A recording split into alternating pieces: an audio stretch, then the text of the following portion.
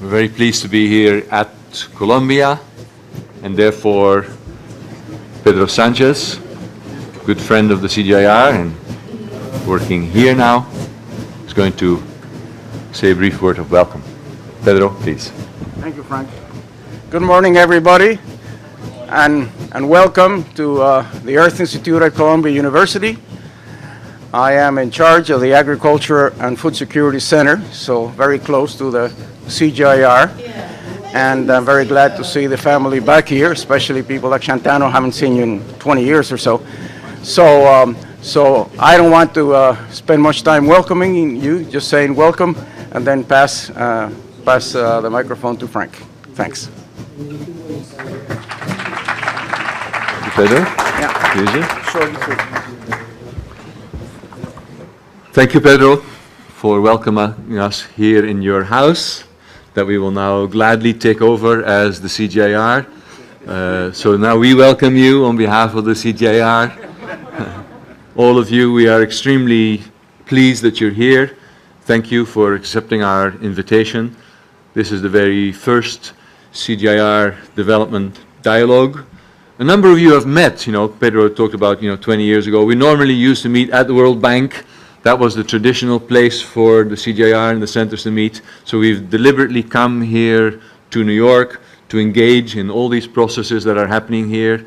The last 2 days we were quite active, I think, many of you, all of us, in the United Nations Secretary General's Climate Summit. Yesterday we were extremely pleased to have the first inaugural meeting of the Global Alliance on Climate Smart Agriculture. And generally, I think, we're very pleased to see the amount of attention agriculture, rural development, forestry, landscapes, natural resources management was getting in all those discussions that were, of course, primarily focused on climate change the last few days. Today, we'd like to broaden the agenda a little bit and really focus on the Sustainable Development Goals. The Sustainable Development Goals are extremely important to us. People tell us we should be demand-focused, and they are right. And when the world is making such a big effort to try and jointly decide what the priorities are and try and get real targets that the world community should sign up for, then we in the CGIAR are extremely aware that it behooves us to listen very carefully and make sure that we take those priorities into account, and that in a way that is going to be our marching orders for what agricultural research for development will have to help deliver with our partners in years to come. But on the other hand, we'd also like to explain to all those policymakers that are busily negotiating climate deals, sustainable development targets and so on, how crucial agriculture is to so many more sustainable development goals than the obvious. Of course, agriculture has everything to do with food security, but it has also everything to do with nutrition, with health, with poverty, with so many of the key issues in the overall agenda that we would also like to increase the awareness among the policymakers, among the people involved in the Sustainable Development Network, that agriculture, and we believe, of course, also agriculture science, agriculture research for development, is truly the backbone of sustainable development. As Mark Kackler of the World Bank said just earlier this morning in the first session, agriculture really is indispensable to achieving sustainable development. So that, in a way, is the goal for us today. We would like to be informed, we would like to listen to many of our speakers who are playing a key role in these negotiations, in helping to put the targets together that the world community will hopefully jointly adopt and work towards. And on the other hand, we'd like to inform, engage, share mutually the opportunities that we see through agriculture science, through agriculture research for development, to really make a difference and help deliver the development outcomes that we so badly need. So thank you again for showing up here for the inaugural CGIAR Development Dialogues. We hope that this will grow into a proud tradition. We hope that it will really bring together people around agriculture, rural development, and the associated issues. We have to talk not just about agriculture narrow, but about agriculture as a big tent, of course, that goes from the crops all the way to providing and maintaining ecosystem services. We have to realize that we are not doing that by ourselves, but this is all about partnership. So we are extremely pleased to have so many partners here in the room. Our traditional partners, the ministries of agriculture, the national systems of agriculture research and extension, as important as ever. They need support, they need to work with us. We need to get better at partnering with them, even though we've worked with them for a long time. With NGOs, traditional partners in some ways that keep us honest. We need to work much closer with them to make sure that we can actually deliver innovation to farmers, to the men and women, to the children who need the kind of outputs that we have, be it biofortified foods or weather insurance, or really truly better livelihood strategies that will make them better off, more resilient to climate change, and lead healthy and prosperous lives.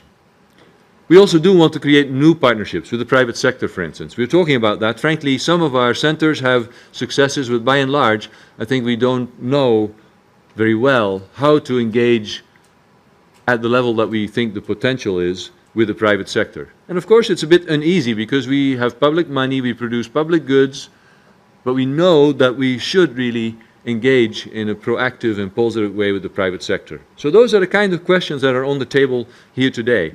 What can science do? What can innovation do for agriculture, for the Sustainable Development Goals?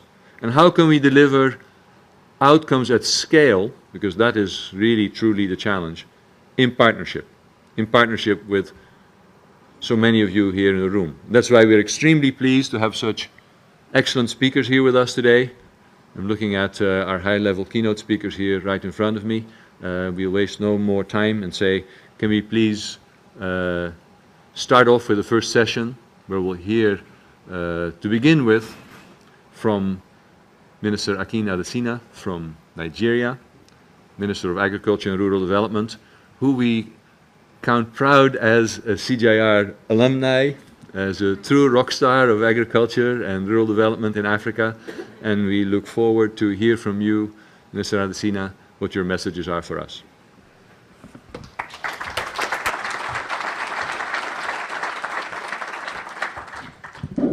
Thanks very much, Frank.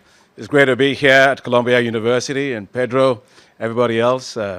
I feel like it's a family, CGIAR family, so I feel very much at home this morning. Your Excellencies, the AU Commissioner for Agriculture and Rural Development, my dear sister, doing fabulous work for us in Africa. The President of IFAD, longtime mentor of mine, Dr. Kanayo Wanze. I see my old boss here, Peter Matland, somewhere. He was right here. Honorable Minister of State for Agriculture from Uganda, Matoke Land, colleagues, friends, ladies and gentlemen. Today is a historic moment. We make history because we all gather to demonstrate our support for a new dialogue. A dialogue to make our world a better place, a world that is free of hunger and resplendent with hope and economic opportunities. A dialogue that takes on the challenge posed by climate change and moves us beyond fears to unlocking opportunities. I congratulate you, Frank Reisman, the CEO of CGIAR Consortium, and the CGIAR family for spearheading this first CGIAR Development Dialogues 2014. No dialogue can be more important than how to feed our world under the stress of climate change. Nowhere is the urgency for action on climate change more important than in Africa, and for good reason. Over 65% of all the arable land left to feed the 9 billion people in the world by 2050 is not in Asia, it's not in Latin America, it's in Africa. Therefore, if we get climate change adaptation and mitigation right in Africa, we will get future global food supply right. More than ever before, we must achieve rapid increase in agricultural productivity in Africa and unlock the potential of agriculture to generate wealth. This will require a fundamental shift in our approach to agriculture. We must cease treating agriculture as a development program or as a social sector. We must treat agriculture as a business that can lift millions out of poverty into wealth. While GDP of African countries is rising, and 6 of the 10 fastest growing economies in the world are in Africa, sub-Saharan Africa still holds more than 240 million hungry people. 80% of the world's stunted children live in 14 countries. 8 of those countries happen to be in Africa. Therefore, GDP is important, but nobody eats GDP. We must dramatically reduce the number of poor and hungry in Africa, especially the high level of malnutrition, child malnutrition, and stunting. Poverty is not an industry, and we must not grow it. Poverty must not become the comparative advantage of Africa. To succeed in raising food production, we must ensure that technologies reach farmers. As Dr. Norman Borlaug once said of technologies, take it to the farmers. Nothing is more powerful in achieving this than to use the power of mobile phones technologies. In Nigeria, we designed and launched the electronic wallet system that allows farmers to receive farm support grants for seeds and fertilizers via their electronic coupons on their mobile phones. In the last 3 years, over 14 million smallholder farmers have received seeds and fertilizers from private sector input suppliers via these things we call the electronic wallets. This has allowed our national food production to rise by over 21 million metric tons of food within 3 years, while improving the food security of over 50 million people. We need smart policies, smart institutions, smart financing, and smart technologies to support farmers to adapt to climate change. To achieve this, governments must increase investments in the development of agro-meteorological stations to allow for more accurate seasonal rainfall forecasts. Greater focus must also be placed on improving water management, especially rainwater harvesting, water storage, conservation, and improve water use efficiency. Governments must also increase support for investments in research into the development and dissemination of heat, drought, and flood-tolerant crop varieties for farmers. There is no doubt at all in my mind that investment in agricultural research has one of the highest rates of returns you can think of anything else. Greater investments are needed to support agricultural research at global, regional, and national levels, with sharper focus on global public goods and local adaptations. The CGIAR has been at the forefront of developing technologies to raise productivity for crops, livestock, and fisheries, as well as better agroforestry, land and water use management technologies that foster greater environmental resilience. Travel anywhere within developing countries, from rice farms in South and Southeast Asia to cassava farms in West Africa, maize farms in Southern Africa, and banana fields in East African highlands. The work of the CGIAR has helped to change the lives and livelihoods of farmers. This is the time for greater support for the work of the CGIAR and its partners to help broaden options for farmers as they adapt to climate change. While climate change is global, their effects are local. It is therefore important for countries to develop national climate change adaptation funds to allow them to support farmers and communities to adapt to and mitigate the impacts of climate change. We must take our destinies into our own hands. The poor farmers in developing countries cannot on their own be expected to adapt to climate change. Unless serious actions are taken, they will suffer disproportionately from climate change. It is therefore imperative that specific actions be taken to address the challenges of farmers, especially smallholder and women farmers, to enable them to build more resilient livelihoods. We must focus on building economic buffers for farmers. Foremost among these measures must be scaling up or weather index insurance for farmers. Priority must now be placed into how to build support for farmers to afford the premiums that are necessary to improve their access and affordability in terms of weather index insurance.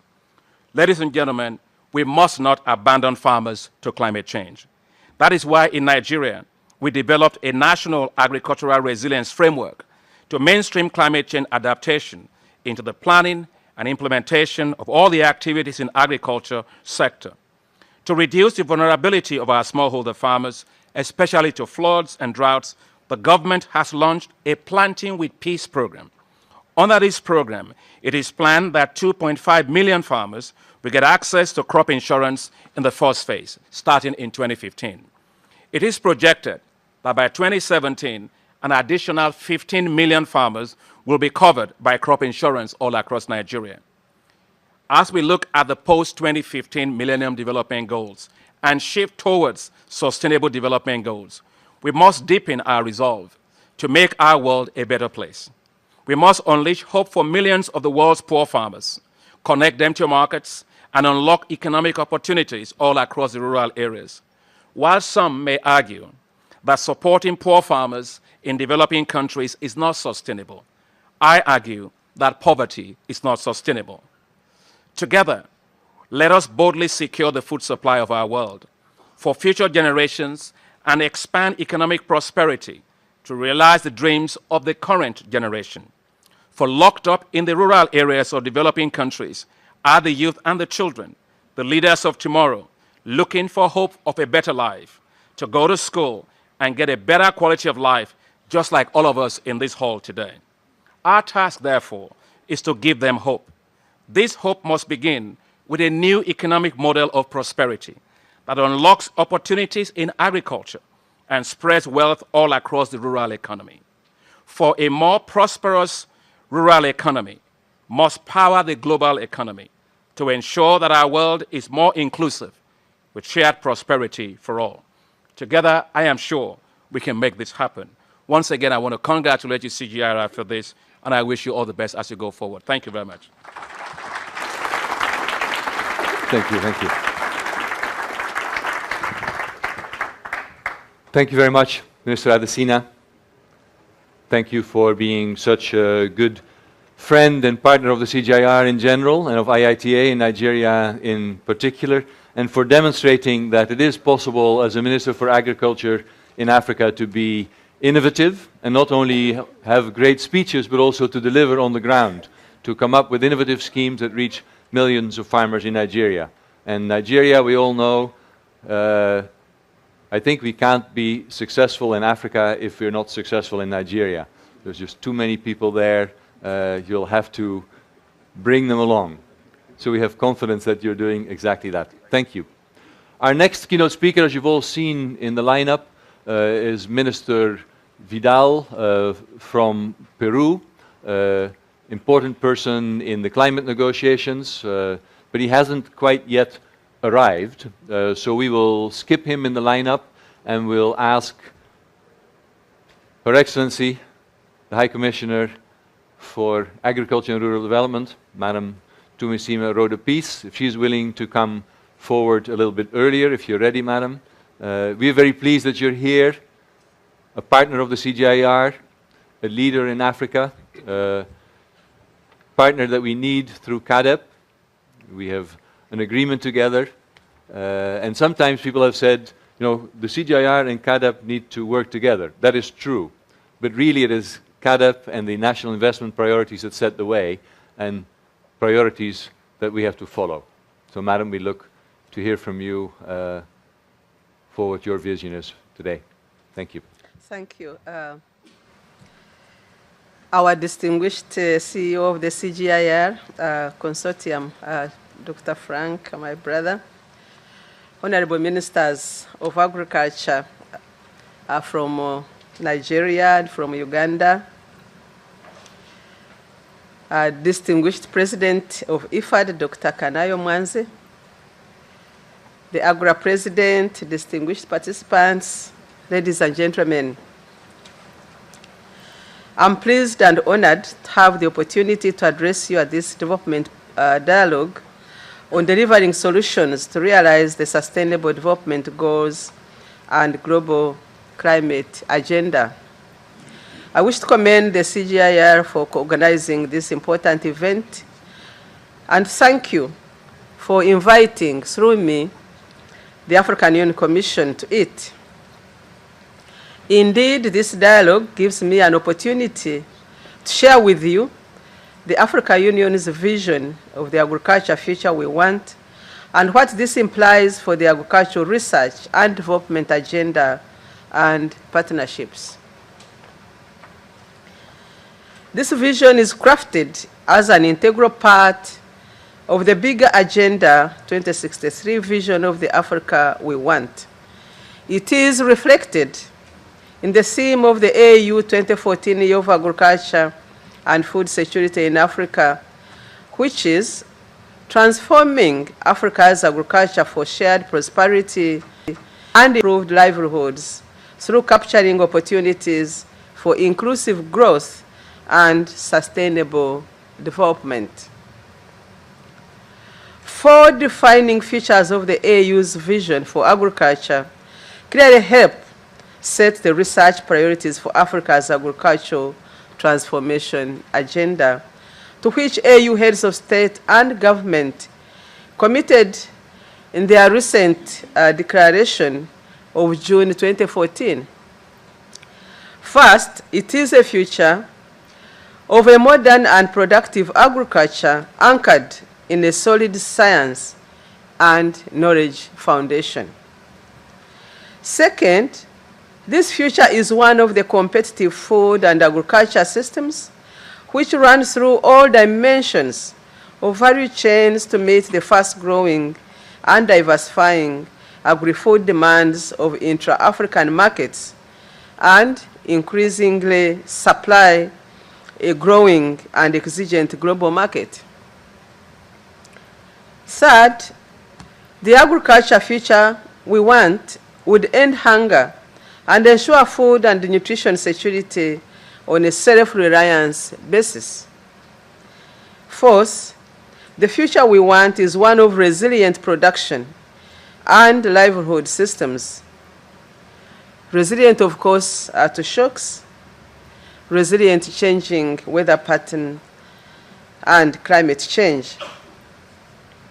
Attached to this vision are key targets that agricultural research and development should contribute to meet over the next 10 years.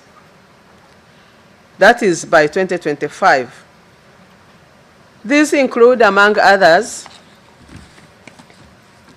at least doubling current agricultural productivity levels, modernizing agricultural production systems, with special attention smallholders and women, and making agriculture attractive and profitable for the continent's youth. It also focuses on halving the current levels of post-harvest losses. Definitely, research has a big role to play in here. We must look at developing strategic agri-food commodities value chains in a way that strongly links farmers, especially smallholders and women, to markets. Then facilitating preferential entry and participation of women and youth in gainful and attractive agribusiness opportunities and creating job opportunities for at least 30% of the youth in agricultural value chains. And also, very importantly, we are focusing on tripling intra-African agri-food trade, which is really market available. As you know, the population of Africa has of recent been growing exponentially.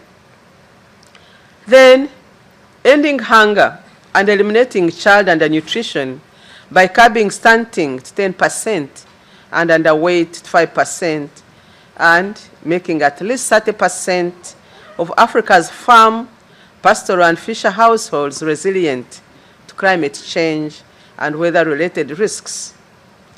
Distinguished ladies and gentlemen, these are strong points for a demand-driven agricultural research and development agenda aimed at transforming Africa's agriculture through sustaining the momentum of the Comprehensive Africa Agriculture Development Program, CAADP, a program which I can never tire to talk about. Africa's agricultural science community is fully committed to this agenda through Science Agenda for Agriculture in Africa that our leaders adopted through the declaration I referred to earlier on. A science agenda that was developed under the leadership of the Forum for Agricultural Research in Africa in close collaboration with the African Union Commission and the NEPAD agency, of course with the support of the CGIAR, of IFAD, and other partner institutions to which we are grateful. Cutting across entire value chains of the agri-food systems, this agenda encompasses research themes that connect science with needs and opportunities in Africa's agriculture. And that is why you hear my brother, the Honorable Minister from Nigeria, focusing quite a great deal on staple foods like cassava. It thus addresses critical issues of productivity and sustainable intensification of production systems on biodiversity and natural resource management, of food systems and value chains, market access and trade, adaptation and resilience to climate variability and change, and harnessing modern genetics and genomics, biosciences, and ICTs.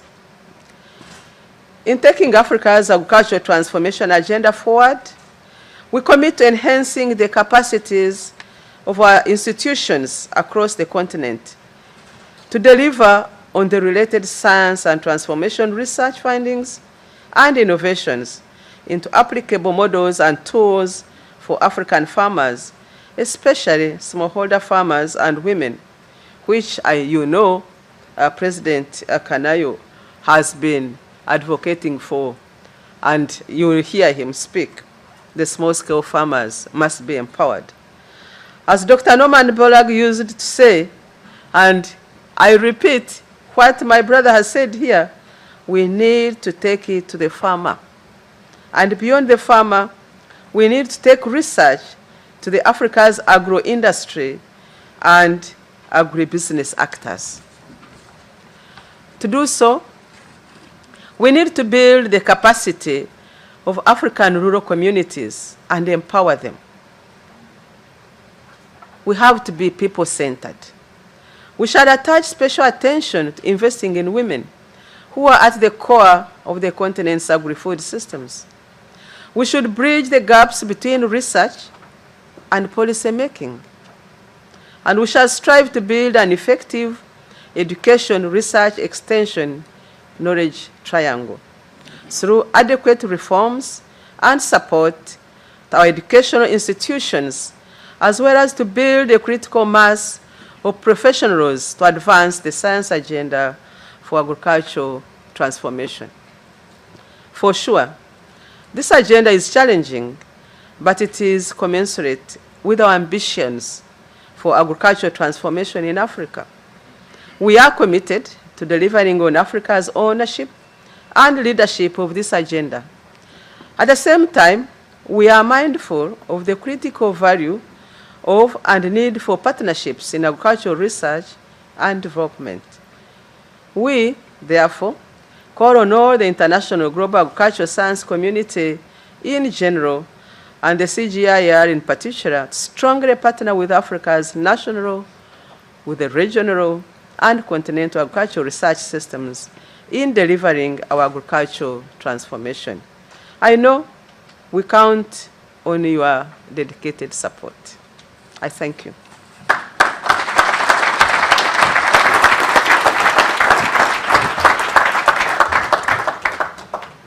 Thank you, Madam Commissioner. We asked you to give us your priorities, and you certainly delivered very clear priorities.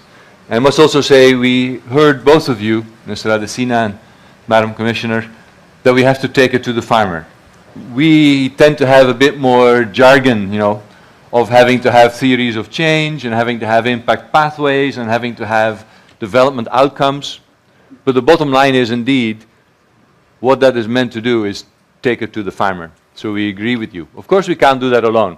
we have to do that in partnership. We have to do that in partnership with all those folks that are here in the room and that you mentioned before. But yes, we hear you, and we commend you on the leadership to come up with the Africa Science Agenda, and that is going to be another key piece for us as input as we go forward. I understand Mr.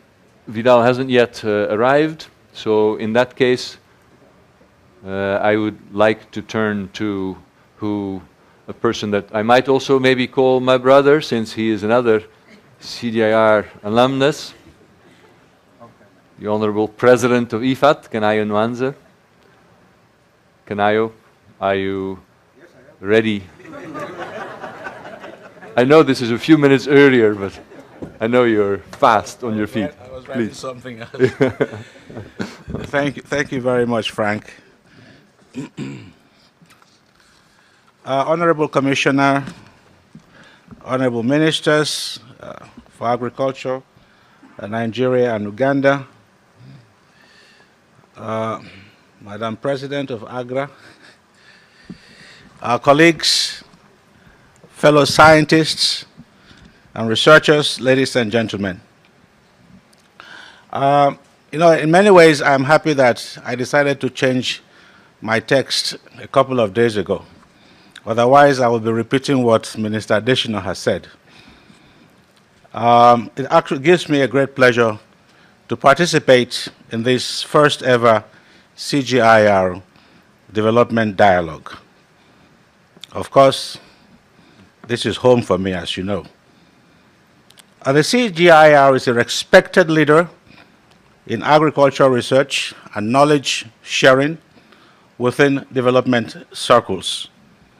And these dialogues, as Frank said, rather than having them in Washington, are an excellent way of reaching an ever wider global audience.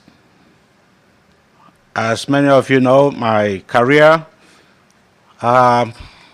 is in agricultural research, including 30 good years within the CGIAR system. Now, through my work as a scientist, and now as the head of an institution that is dedicated to investing in rural women and men, I have seen time and time again how access to scientific innovations and discoveries can transform people's lives. But we must always remember, science on its own, without a social dimension, can never be science for development. I will return to this theme later on. For those of you who know my institution, IFAD is dedicated to eliminating poverty and hunger, and we are very proud to say, and actually bold to say, that we are the only institution in existence that combines an IFI's head for business with the UN agency's concern for rights and human dignity. Now, why does IFAD invest in the developing world's small farmers? We do because it is not only good ethics, it is also good economics. Now, the world's 500 million small farms, as we know, are the main producers of food in the developing world. And they will remain so for decades to come, no matter how much emphasis we put on transformation, on commercialization. They will be the case for a few decades to come. Now, the irony of all this is that those who work to feed the world, at least the developing world, are the ones who are hungry themselves. Now, it's a terrible, tragic paradox that this is the case. And that makes our challenge more challenging. Of course, we need research that contributes to sustainable agricultural development, to make it possible for smallholders to lift themselves out of poverty and improve their own food security and nutrition status. And more importantly, to allow smallholders to feed our rapidly growing cities. And I do hope that in this debate on the Sustainable Development Goals, that we recognize that there is no way we can achieve sustainable development of urban areas and of cities without vibrant, economically sustainable, socially and environmentally acceptable rural areas. It's impossible. And I keep saying this all the time. We cannot achieve national development if our rural areas remain poor, because the migration will continue. But too often there are bottlenecks that stop research from achieving all that it could to alleviate hunger and poverty. These bottlenecks are frequently related to the social sciences. Now, as a biological scientist myself, I have been fortunate in these last years of my career to have seen the role and impact of the social sciences, human behavior, and the dynamics of policies in transforming rural economies. It has given me a greater appreciation of the social dynamic and why it is such an important element of generating results on the ground. So today, let me share with you 4 of the most important lessons I have learned about agricultural research for development. The first is that we, whether scientists, development partners, donors, or practitioners, must take a social scientist approach to the application of research for development. Who are we trying to reach? What are their needs? How will the cultural norms affect their behavior? Let me give you an example. Earlier this month, I visited 3 projects in Ethiopia, around 200 kilometers south of Addis. The first 2 communities had successfully responded to the local social dynamic. As a result, both projects were participatory and inclusive. The farmers, mostly women and some men, had formed strong organizations. They were growing and financing their business through strong rural savings and credit organizations or associations, SACCOs. They were irrigating their crops. Yields and incomes were higher. Nutrition had improved, and so was their livelihoods. But at the third project, social issues had not been addressed. There were no farmers' organizations. The men dominated any discourse, and women were excluded. Now, these farmers had not even been able to box their produce, tomatoes, properly. $35 for a solid wooden box. They had seen no real improvements in yields, income, or nutrition. And the social dynamics has affected the implementation of this project. So remember that no amount of high technology or advances in research and development will have the desired impact on people's lives unless the social aspects of a community are also addressed. I mean, those of you who know me in the CGIAR, you say, what is he talking about? He's not a social scientist. Yeah, but these are the experiences you have on the ground. And this must be factored into the targets and the goals for rural development, particularly in the post-2015 agenda. My second lesson is that to make discoveries, you must be constantly observant and vigilant. And here, smallholders have a role to play, because research is not only the prerogative of scientists. It is the farmers who, for generations, have selected and conserved the best varieties of their crops. And we should all remember, Gregor Mendel, the father of genetics, did not have a PhD. He was a priest. Scientists, in the truest sense, recognize the value of observation. Working with smallholders in agricultural research gives us more eyes to observe what is really happening in the field.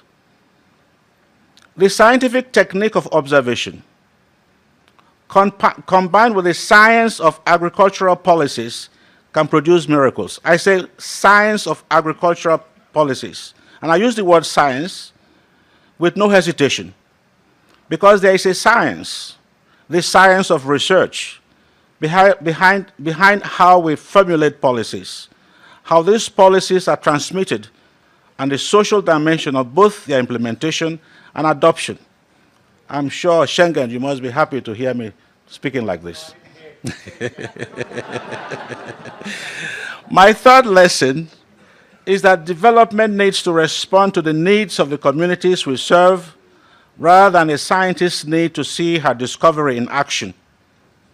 Yes, it is exciting to innovate, to develop new technology in the lab, and even more exciting to see it implemented in the field. But why give a poor farmer in Africa a new seed that increases yield when that farmer cannot sell her excess produce, when she has no access to markets?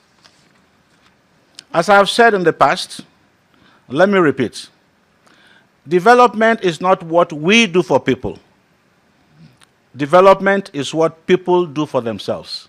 So what is our role? Well, we are supposed to support it to happen, to make it happen, to facilitate, to catalyze, and to enhance. And as I said, poor rural people are not waiting for handouts. They are looking for economic opportunities.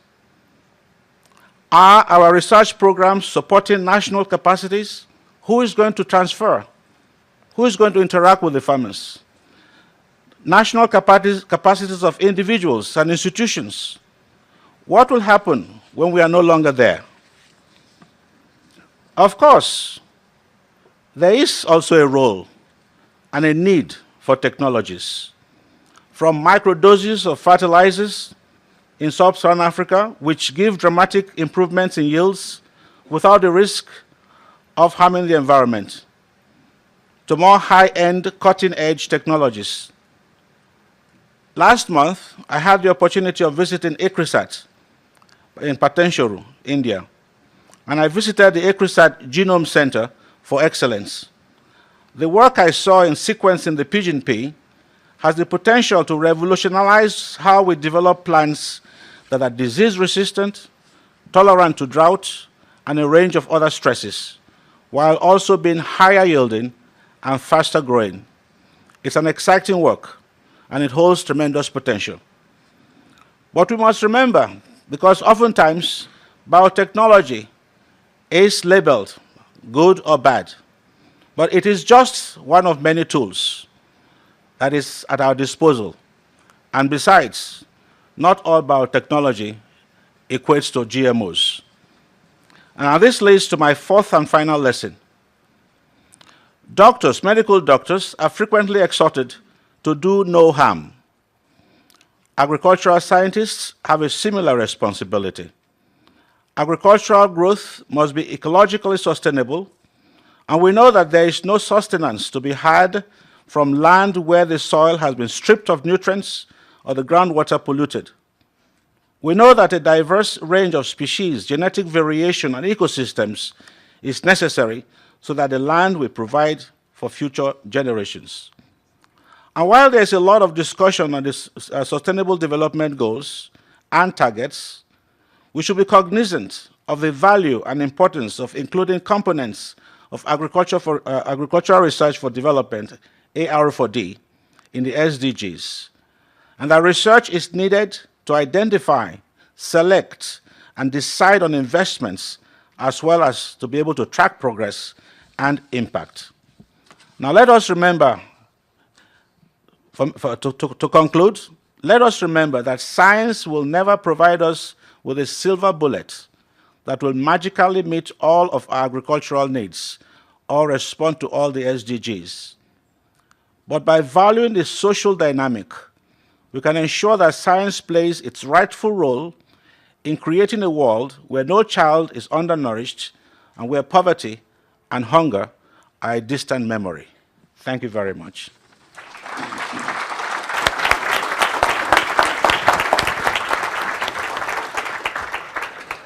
Thank you very much, dear Kanayo. It's truly impressive to see how in your travels after you left the CGIAR to the rarefied air in the presidential suite, you've broadened your scope to become a champion of social science and the science of policy. Thank you very much for sharing your wisdom with us, and I think we'll heed your advice. Thank you very much. In the meantime, we're very pleased to see that Minister Pulgar Vidal, Minister for the Environment of Peru, has made it to our meeting. He is a very busy man. We had 3 speakers focusing on the larger topic, please, sir, join us here, of sustainable development. But we linked that earlier this morning to what we have all been doing the last 2 days, climate change, climate smart agriculture, and the launch of the Alliance of Global Smart Agriculture in the UN. You have a key responsibility as president of the 20th Conference of the Parties of the UNFCCC. Don't remember to me that. Jeff Sachs last night, to increase the tension a little bit, said, we have one last chance to get it right over the next 15 months as it leads into the Paris Treaty by the end of next year. And of course, Lima at the end of this year is a key milestone, and we look forward to hearing about that from you. Sure. Thank you. Thank you very much, and really apologize for my delay. Traffic plus rain plus agenda, it is the perfect recipe for a headache. So I'm currently with a headache. So I will try to share with you not only some reflections about what we are organizing. We're going to host the next COP20 in Lima, and I'm going to leave that for the end of these very brief opening remarks. But let me talk to you more about the landscape approach that I think that it would be very useful in trying to create balance between biodiversity, agrobiodiversity, and climate change. So let me give some reflections based on some concepts, and obviously the first one, it is going to be the balance. When we talk about the landscape approach, what we are doing, it is bringing what it is currently too far away on the climate debate, the agriculture. Because in the climate debate, we have already identified the role of the forest.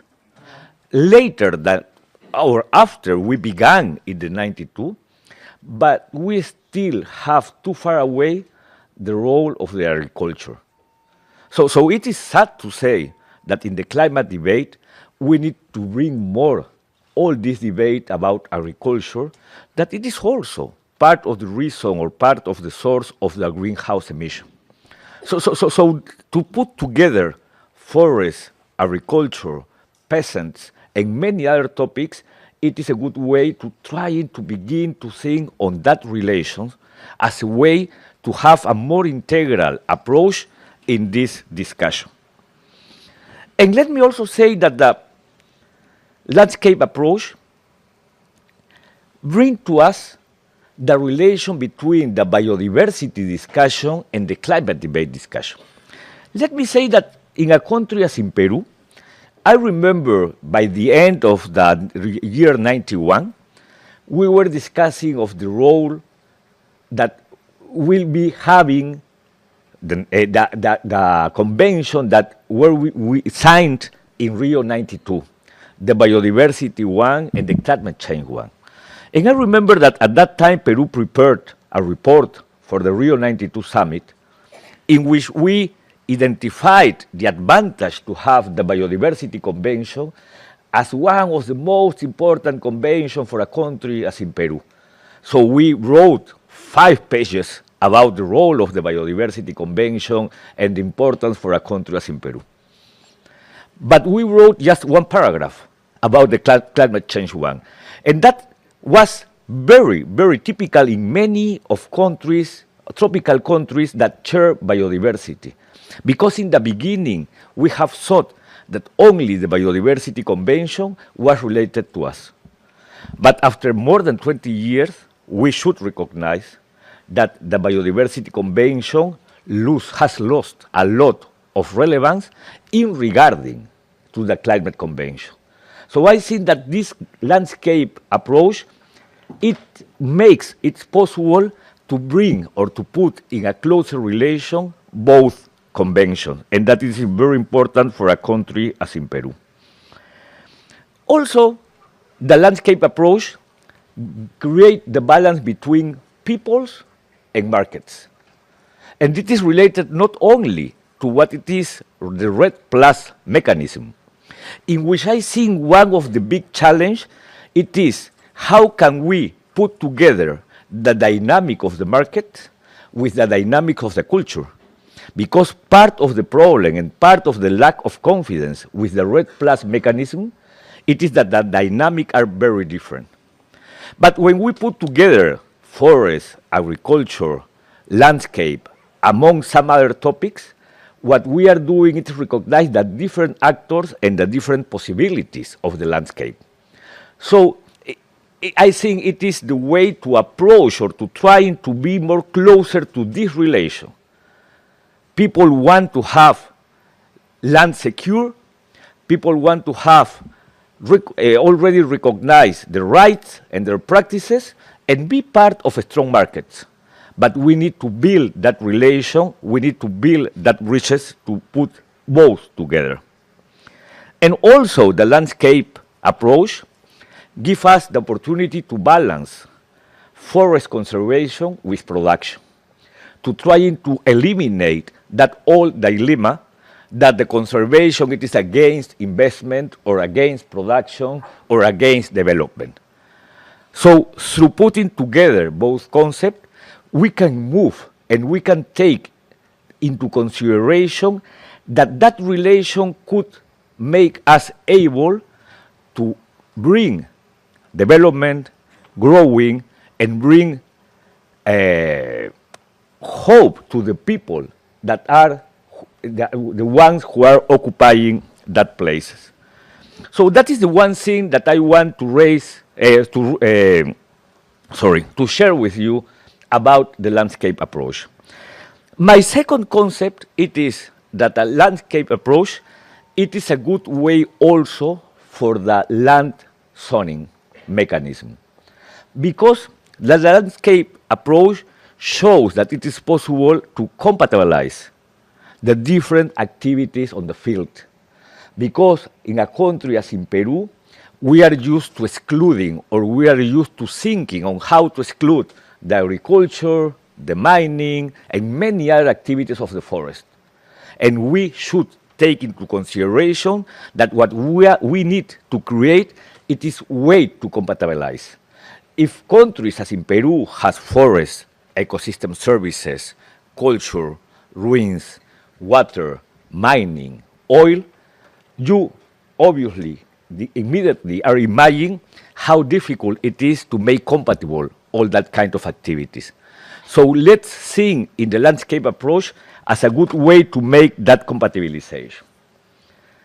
And also, that approach will give us the opportunity to deal with, it is one of the biggest problems in our countries, the deforestation because the land use change. For example, in Peru, if you want to have a property right title, you should cut the forest.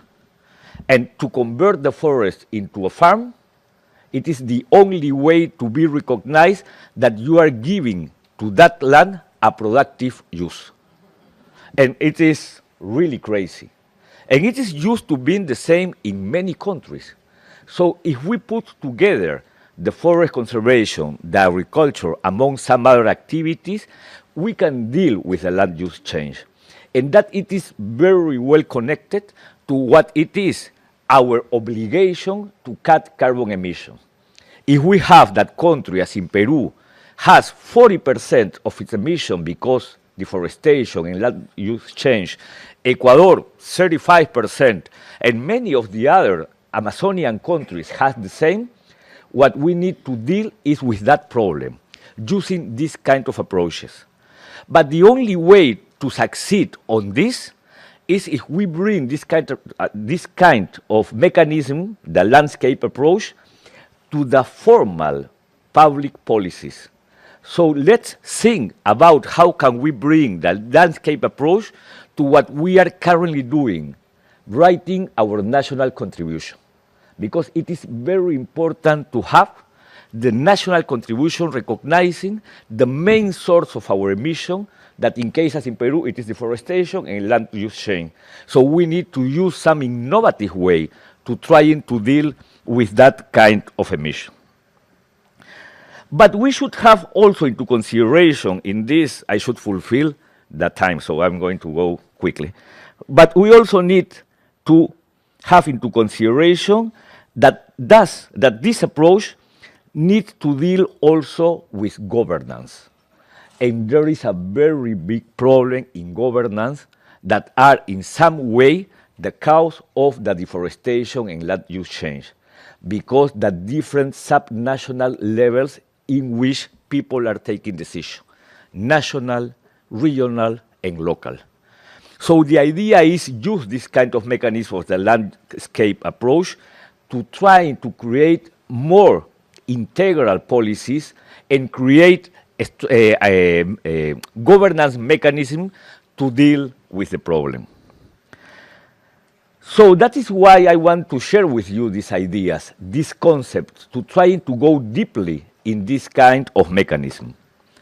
And on the other hand, let me finish talking about the COP20, what we are organizing, and the role that we are going to have to include this kind of consideration.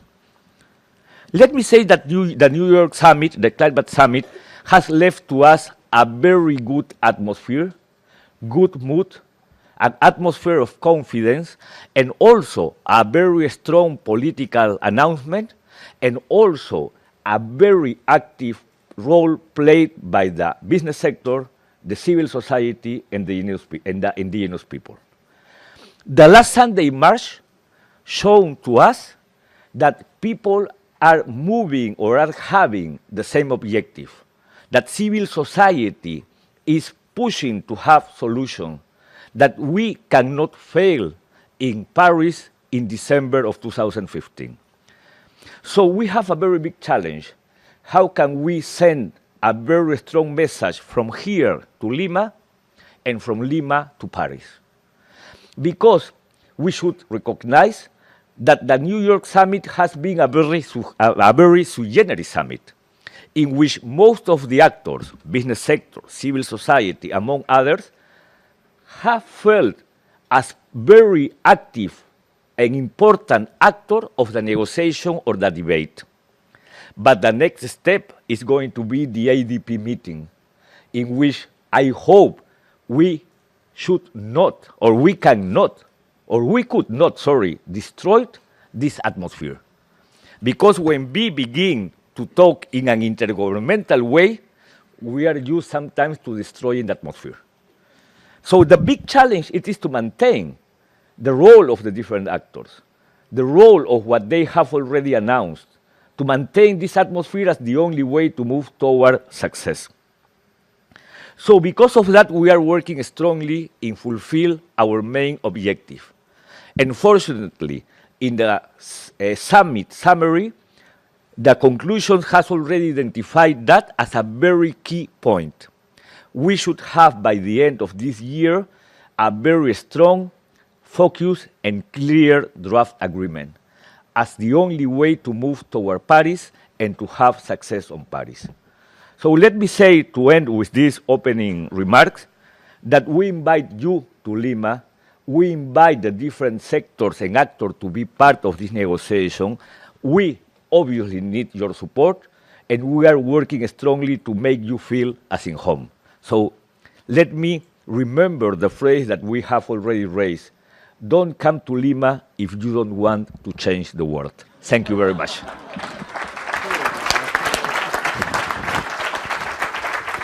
Thank you. Could you take a seat here for a moment?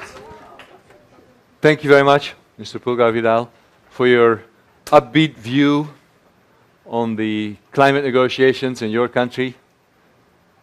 We count on you to also make sure that agriculture is going to be well represented in that next step in climate, because I think that was a key win for us here the last few days, the increasing recognition that agriculture, not just energy and transport, have to be part and parcel of the Paris Treaty in the end of next year.